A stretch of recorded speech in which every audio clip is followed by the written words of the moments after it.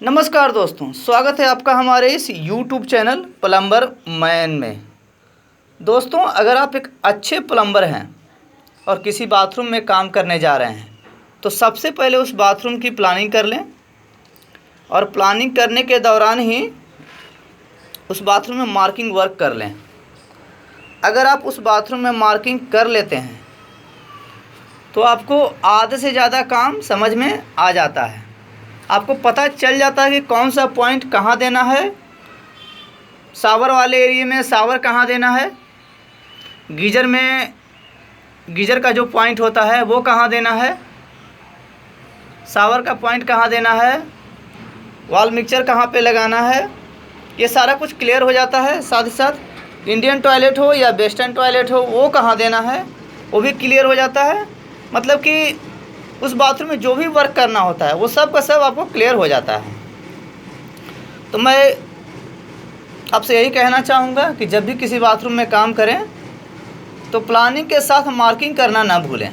अगर आप मार्किंग कर लेते हैं तो आपका सारा का सारा काम आसान हो जाता है और आपके साथ जो सहयोगी होता है, जो हेल्पर होता है, जो मिस्त्री होता है, उसे भी काम समझने में आसानी होती है। तो दोस्तों, यहाँ पर और एक चीज़ बतलाना चाहूँगा। दोस्तों, यहाँ पे जो ये हमारा बाथरूम है ये इसका मेन एंट्री है। आमतौर पे जो हम किसी बाथरूम में काम करते हैं तो हम अपने बाथरूम के जो लास्ट वाला एरिया है वहाँ पे हम टॉयलेट का एरिया चुनते हैं, चाहे वो वॉल हैंग कमोड हो, वेस्टर्न टॉयलेट हो या फिर इंडियन टॉयलेट हो। लास्ट वाले एरिया में हम टॉयलेट का एरिया चुनते हैं और उसके बाद वाले एरिया में हम शावर का एरिया चुनते हैं।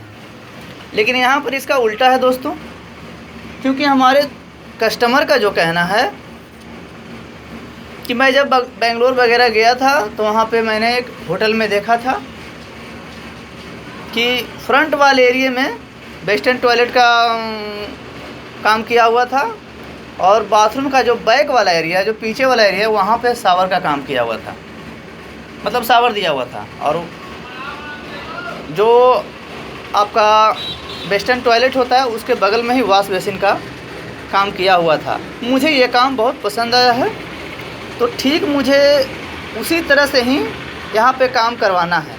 मतलब कि बाथरूम का जो एंट्रेंस होता है वहीं पे हमें वॉल हैंग कमोड डालना है और साथ ही साथ उसके दाहिने साइड में वॉश बेसिन का पॉइंट डालना है, मतलब कि बेसिन लगाना है, ठीक है। और लास्ट वाला जो एरिया है उसे हमें बाथरूम के लिए यूज करना है, ताकि आगे चल के जो हमारा ये एरिया है यहाँ से हम एक शीशे का ग्लास लगा देंगे। और ग्लास लगाने के बाद मतलब कि एक बाथरूम जो है आपका एक केबिन टाइप का बन जाएगा। यहाँ पे एक ग्लास का पार्टीशन लगेगा और पार्टीशन के बाद ही ग्लास का एक दरवाज़ा लग जाएगा, मतलब कि बाथरूम आपका अलग हो जाएगा। तो दोस्तों, यहाँ पर कस्टमर के ही मन से काम करना है।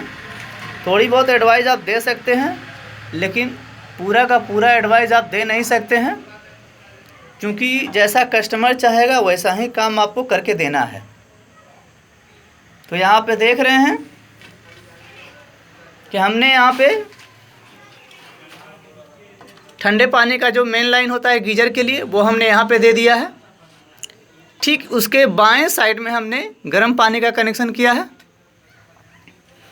और ये सामने वाले दीवार में हमने वॉल मिक्सर का कनेक्शन देने के लिए मार्किंग किया हुआ है। दोनों का डिस्टेंस 6.5 इंच है और ये ऊपर वाले का डिस्टेंस भी 6.5 इंच है। मतलब कि ये तीनों जो डिस्टेंस होना चाहिए वॉल मिक्सर का वो तीनों 6.5 इंच देते हैं। तो ये यूनिवर्सल साइज है, इसमें आपका कोई भी वॉल मिक्सर लग जाएगा। और ठीक इसके ऊपर में हेड शावर का पॉइंट दिया हुआ है। अब हम इसके नीचे आते हैं। तो दोस्तों, आमतौर पे हम जब वॉल हैंग कमोड लगाते हैं तो वॉल हैंग कमोड में होता है क्या है कि हमारा जो पॉइंट होता है जेट का या हैंड शावर का वो वॉल हैंग कमोड के बराबर ही देना पड़ता है। तो यहाँ पे हमने हेल्थ फॉसेट का पॉइंट दिया हुआ है और यहाँ पर हमने जेट का पॉइंट दिया हुआ है।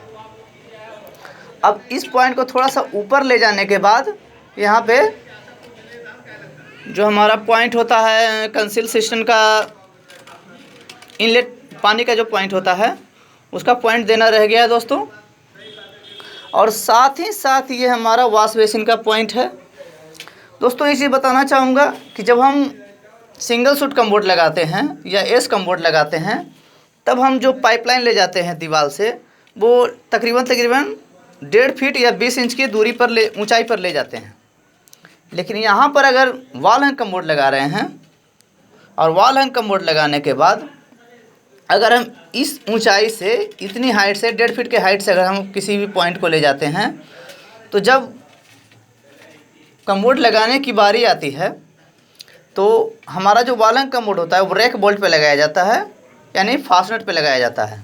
तो जैसे हम ड्रिल मशीन लगाएंगे तो हमारा जो ड्रिल मशीन का जो नीडल होता है वो हमारे पॉइंट पे आ जाएगा।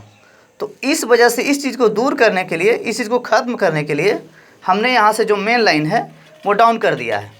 डाउन करने के बाद इस पॉइंट को ऊपर लाने के बाद हम एक पॉइंट डालेंगे और साथ ही साथ इस पॉइंट को और ऊपर लाने के बाद एक दूसरा पॉइंट डालेंगे, जिससे हमारा कंसील सिस्टम में पानी जाएगा और हमारे हेल्थ फॉसेट के लिए भी ऑप्शन मिल जाएगा। साथ ही अगर जेट स्प्रे कस्टमर लगाना चाहता है तो उसके लिए भी एक ऑप्शन दिया हुआ है। उसके साथ ही साथ हमें एक वॉश बेसिन का भी पॉइंट दिया हुआ है। साथ ही साथ इसके बाहर में यानी बाथरूम के मेन दरवाजे के पास भी एक वॉश बेसिन रहेगा, वो भी हमने यहाँ पे दिया हुआ है। तो जैसा कि आप देख रहे हैं इस वीडियो में दोस्तों कि हमने सारा डायग्राम अच्छे तरीके से बना लिया है और इसी डायग्राम के माध्यम से हम अपने बाथरूम में काम करेंगे। डायग्राम हमने कस्टमर को भी दिखाया है, हमारे कस्टमर ने भी कहा है कि सेम इसी तरह से वर्क करना है, क्योंकि मैंने जो बेंगलोर में देखा था ठीक उसी तरह से मुझे यहाँ पर काम चाहिए।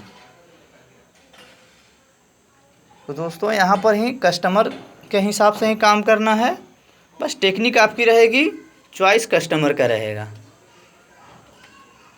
वीडियो अगर अच्छा लगा हो तो इस वीडियो को लाइक कर दें, वीडियो को शेयर करें, कमेंट्स करना ना भूलें दोस्तों। तब तक के लिए धन्यवाद।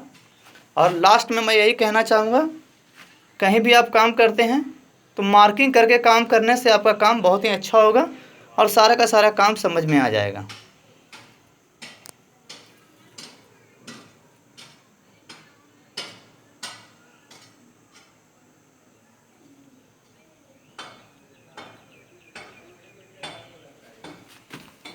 यहाँ पर देख रहे हैं दोस्तों कि हमने डाउन लाइन भी एक लिया है। इसी डाउन लाइन से हम अपने कम्बोर्ड में जो भी पॉइंट होता है वो देंगे, क्योंकि 1.5 फीट की ऊंचाई से अगर हम पॉइंट देते हैं तो प्रॉब्लम हो सकती है।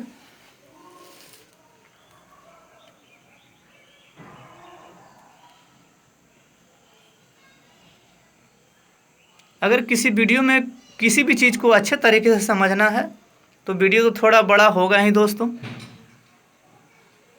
क्योंकि 2-3 मिनट में सारा कुछ बताना संभव नहीं है और सारा कुछ दिखाना भी संभव नहीं है। तो यहाँ पर आप देख लें कि किस तरह से हमने कंसील सिस्टम और साथ ही साथ वॉल हैंग कम्बोर्ड का डायग्राम बनाया हुआ है। आगे हम जानेंगे कि किस तरह से हमने पाइप फिटिंग किया है और उस पाइप फिटिंग में कितने कितने इंच पे कौन कौन सा पाइप लगाया गया है, वो सारा कुछ अगली वीडियो में बताएंगे। तब तक के लिए धन्यवाद।